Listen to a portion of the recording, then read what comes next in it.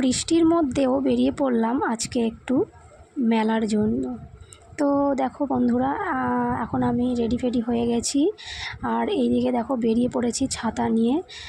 বৃষ্টি হচ্ছে কিন্তু তবুও বেরোতে হবে, যেহেতু আমার মেয়ে বায়না করেছে ও মেলায় যাবে, তো কিছু করার নেই। তো দেখো বৃষ্টির মধ্যেই ছাতা নিয়ে চলে এসেছে, আর এদিকে দেখো জগন্নাথ ঠাকুর দর্শন করে নিলাম। তো দেখো কত ভালো লাগছে দেখতে। কি বলবো, মানে কালকে গেছি ঘুরতে, কিন্তু সেভাবে কোনো এনজয়মেন্ট করতে পারিনি, এত বৃষ্টি হচ্ছিল, ছাতা নিয়ে আর মানে ভালো লাগছিল না। যদিও আমার শাশুড়ি মা গেছিলো, আমার মেয়েকে পুরোটাই উনি সামলেছে।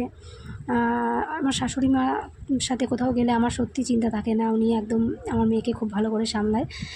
আর এদিকে দেখো, তারপরে আমার মেয়ে বললো যে এগরোল খাবে, তো ওকে এগরোল খাইয়ে দিলাম। আর এদিকে খেলনার দোকানে এসছে, কি খেলনা নেবে।